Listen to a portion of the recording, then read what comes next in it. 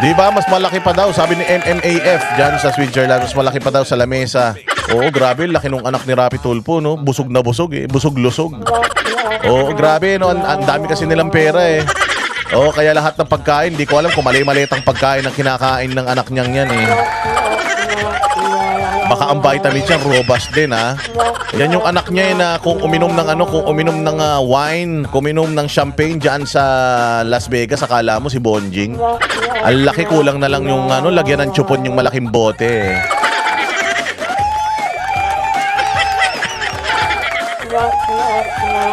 May pototoy pa ba yung ganyang kataba? Meron. May pototoy pa yan, Alan Arellano. O Bluetooth. Bluetooth na lang yan. Oh, hirap ng ganong kalaki. Oh, hirap abutin ni Junjun. Hindi na, Bluetooth na nga lang yan. Ano na yung Wi-Fi connection na lang gagawin nyo dyan. Pagka ganong kakatabat, Choy. Oo, ano na lang yan. Bluetooth, infrared na lang yan. Ang aga nyo, mga manyakis kayo, ha? Oo, sabi nga, tama, picture pa. Kala mo naman nagtatrabaho, eh. Kala mo naman nagtatrabaho yung anak ni Tulfo. Mayroon ba nagtatrabaho ang ganyang kataba? Walang yan. Oo, Diyos ko po, may pa nagsusulat-sulat pa. Alam mo yung mga nagpo-post ng mga ganyan? Yung mga tao, lalo-lalo na yung mga nagtatrabaho ko noon na nagpo-post ng mga ganyan, kunyari nagtatrabaho, nagsusulat, ganun. Tangina yan yung mga walang ginagawang congressman. Yan yung mga walang silbing mga congressman. Yung mga naglalagay na number 1 silang congressman. Kita mo, sino yung mga number 1 na congressman ngayon? Ayan, anak ni Rapi Tulfo, si Charis, anak ni Bongbong Nakawatan. Ang kukulit, no? Ang tataba na, no? Sa sobrang dami ng pera, pagkatapos ng sintido, balikat na. Yung mga ganyan, kunyari nagpipicture na ganyan, ha? Kunyari nagsusulat, yan yung mga tamad.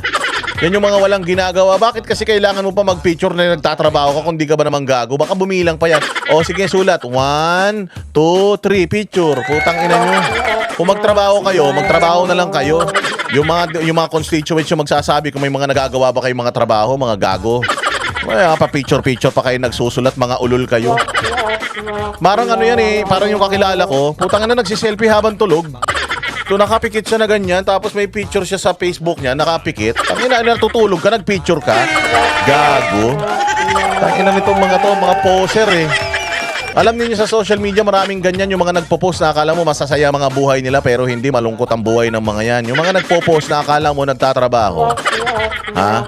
Yung mga nagpo-post na akala mo nagtatrabaho, maniwala ka walang ginagawa yan. Yung anak ni Rapi Tulfo, number 1 siya sa flood control sa flood control budget. Number 1 sa flood control budget, hindi nga nagbaba sa distrito ng ulol na yan. Gago lang. Hirap magdamit ng ganong katawan. Hindi lang yung magdamit, putragis. Alam mo, naging malaki din ako. Nakita mo naman ako nung nagpunta ako dyan sa Amerika, di ba? Ang laki ko nun. Maniwala ka, kapag ka walang bidet, nagre-reklamo ako talaga. Pag walang bidet, magre-reklamo ka talaga pagka mataba ka. Kasi hindi mo kayang abutin ng kamay mo yung tissue lang, titissuehin mo yung tumbong mo. Hindi kaya yun eh. Kailangan mo talaga ng bidet. Yung ganyang kalaki, doble laki sa akin yan eh, noong nagpunta ako dyan sa O ngayon, payat na ako. Payat na ako ngayon kaya nagpunta kami sa China, sa Hong Kong. Wala kasing mga bidet doon. O, abot ko na, mga bossing. O, kaya ko na ng tissue dati. Alam mo yun, kahit maghilod ng likod, hindi mo kaya. Magkamot ng likod, hindi mo kaya yun. Pag kumating likod mo, mahirap. Kasi nga, malaki ka eh. Eh ako pa naman, hindi lang ako basta mataba noon eh. Medyo stocky ako eh. Siksik ako eh dahil nagwo-workout ako. So medyo matigas yung aking mga balikat, ganyan. Hindi ko talaga abot, mga bossing. Nagdadasal ka sa tuwing matatai ka eh pagka walang bidet. O kaya, nako, maniwala kayo. Yung ganyang kataba, putang ina may tagapunas na ng puwet yan. Kung walang tagapunas ng puwet yan, puro tae puwet yan. Oo, maniwala kayo, pati likod niyan, puro libag. Oo, ganyan. Kunyari lang yung maputi lang yan. Kunyari lang maayos yan. Pero dugyot yan. Maraming mga chismis sa katawan yan. Maniwala kayo. Mahirap yan. Magkamot ka sa likod. Yung pa kaya magsabon. Ano yan? Siguro bonjing yan. Baka may tagahilod pa yung ulol na yan. Hindi, totoo yun. Oo, totoo yun. Yung mga, sino dito? Yung may mga asawang apam. na ano na laging makulimlim sa may bandang ilalim ng pantalon. Maniwala kayo, Diyos ko po, maasim yan. Hindi, mahirap yon mga boss. Mahirap mahirap magkaukaw kapag ka mataba ka. Kaya nga nung itong pumayat na ako, nako, wala na akong problema kahit walang bidet. Kasi abot ko na mga bossing dati para lang magpunas ka ng wet packs mo pag umechas ka. Oo, pagka pumunas ka, talagang hihinga ka malalim para kang sisisid. 1, 2, 3, hihinga ka malalim para maabot mo ang masaklap nun. Sasayad yung kamay mo dun sa tubig. Sasayad sa inidoro eh. Oh, grabe. Oh, yung pag may mga nalalaglag dati na mga 5 piso, halimbawa bumunot ako sa bulsa ko, tapos may nalaglag na 5 piso.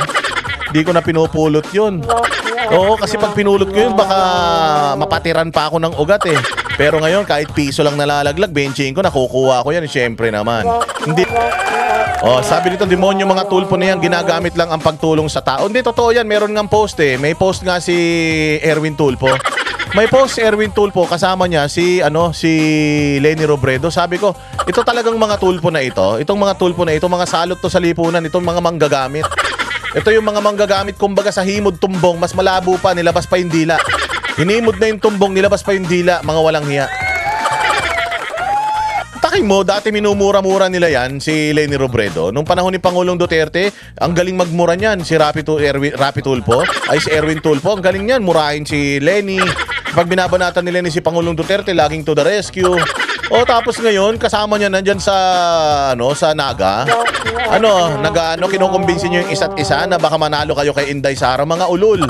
Putang ina ninyo, kahit nakawin ninyo lahat ng pera sa Pilipinas at ipamudmud nyo yan sa lahat ng mga Pilipino, walang bobo na boboto sa inyong dalawa, Lenny Robredo at saka Tulfo. Ano magagawa nyo sa Pilipinas? Okay ng ina ninyo. Mga bugok. O yung mga Tulfo na yan, mga salot yan. Buti nga yung isang Tulfo kahit paano matino eh.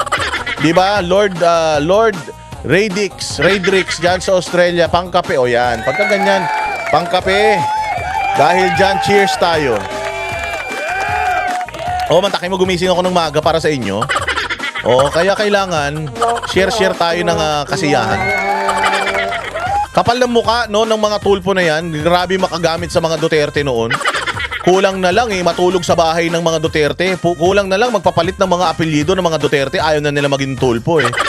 Tapos ngayon, putang ina niya, no, ang yayabang. Tinanong ko nga si Amy Marcos eh. Sabi ko, Amy Marcos, sa tagal mo ng senador, nakakita ka na ba ng kasing yabang nito ni Erwin Tulfo? Sabi nga ni Amy, putang ina, hindi ko nga maintindihan dyan eh. Isang taon pa lang na senador, akala mo siya na may-ari ng Senado eh. Isang taon na senador pa lang, akala mo ang galing-galing eh. Putang ina, bobo naman. Sabi nito, si Lolo Ben, plastic din yan. O pero at least hindi siya katulad nitong mga kapatid niya na dinidilaan ng puwet ng mga Marcos. May mga almoranas pa naman yan. Balitang-balita pa naman. O di umano na nagpapatumbong yung mga tumbongero yan eh. Takin mo, kadiri. May tai na may dugo pa. Mga mukhang pera yan. Pucha, Erwin Tulfo, mantakin mo, meron kang ganong kalaking pera, 600 million hanggang 800 million. Hindi ka ba naman kawatan? Si Ping Lacson nga eh. Si Ping Lacson, ang tagal na niya nasa gobyerno. Noong 2022, bago 2022, 54 million lang yung kanyang kaari-arian eh. Yung kanyang net worth, 54 million lang. Ngayon nga, naging parang 240 million lang eh. Mantakin mo, 240 million, Ping Lacson na yan. Hindi ko sinasabing ninakaw niya yan Pero imagine, si Erwin Tulfo, hindi naman yan broadcaster na tumagal talaga sa pagiging broadcaster ng katulad nila Noli de Castro na mula tinuli, broadcaster na hanggang maghingalo. Siya naman, saglit lang naman naging broadcaster yan. Tapos naging ganong kayaman. Saan galing yung pera niyan? Yan ang dapat na iniimbestigahan. Hindi si Inday Sara. Si Inday Sara sa loob ng 14 years, ilan milyon lang yung itinaas ng kanyang assets. May mga negosyo pa yan sila. Abogado pa yan sila. Si Erwin Tulfo, di man abogado. Hindi ba? And Abu, salamat ulit boss. Nag-Gcash ako pang kape. Ay, so, pagka ganyan ng ganyan, nag-Gcash si Boss Ed Abu, walang buwis yan, walang tax yan. Pagka ganyan, ibibili natin ng ano yan. Ibibili na natin ng kape yan hanggang sa hindi tayo makatulog ng 3 araw. Maraming salamat sa iyo Tito Ed Tito Ed. Salamat sa iyong 1,000 na pan-Gcash. Grabe. Oh, di ba ganun yun? Saan galing pera ng ulol na yan? Putang ina niyan. Sabi nga niya, kaya nga daw niya dinugas ang Amerika. Kaya nga daw niya dinugas ang Amerika at nagpanggap siyang Amerikano. Nagtrabaho pa siya sa militar sa Amerika. Sumeldo siya. O, gamit ang panloloko. Di ba? Hindi naman, kaya nga hindi na confirm yan na Department of Social Work, yung DSWD Secretary. Kaya yan hindi na confirm kasi nga hindi man Pilipino yan Kinwestiyon ni Marcoleta yung citizenship niyan. Tapos umamin siya, nanloko siya, niloko niya ang Amerika. May kaso siya dun sa kanyang panloloko, mambubudol. Oh, kaya daw siya nagpunta ng Amerika kasi madami na siyang anak, wala daw siyang pambiling diaper. Oh, paano from walang pambili ng diaper, naging 600 million ang kayamanan mo? Putang ina ka. Hindi ka naman tumataya sa loto. Ano yan? Meron kang genie? Gago? Style mo bulok. Mga ganyan style nyo, mga broadcaster. Alam nyo, marami mga broadcaster na mga extortionist. Di ko sinasabing extortionist siya. Pero, pwede kang magduda O, di ba kasi yung mga broadcaster na magaling bumanat, o babanatan yan yung mga politiko, babanatan yan yung mga negosyante, tapos yung mga negosyante para tigilan sila, magbano na lang, magbibigay na lang, baka ganun. Pero pwedeng hindi. Kami ang boses ng masa, hindi natatakot. Katotohanan lang, di kami nalulunod. Walang bahid ng sismis, lahat ay totoo. Kahit sino ka pa, pag mali ka babanatan ka. Walang pinipili kulay, wala kaming kinikilingan. Basta para sa bayan, kami lalaban. Pag tama palakpakan, pag mali banatan, di matitinag, di matatakot. Para sa bayan, tuloy ang sigaw. Sa harap ng kamera, walang halong takot. Mga baluktot, lahat kayo'y tutumba. Ang hustisya at totoo, yun lang ang mahalaga.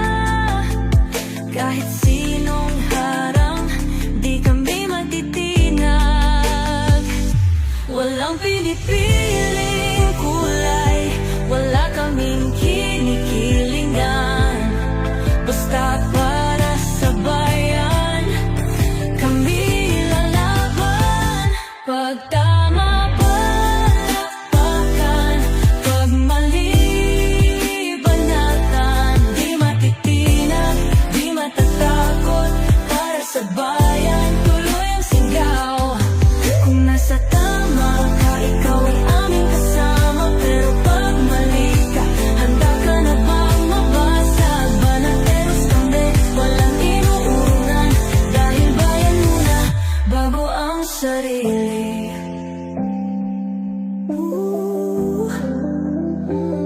Bago ang sarili.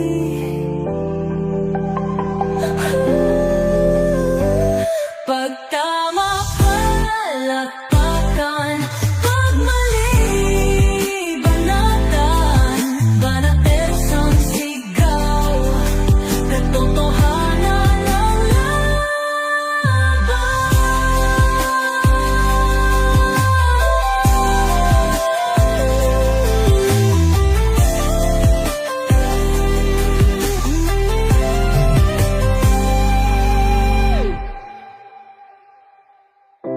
Sa harap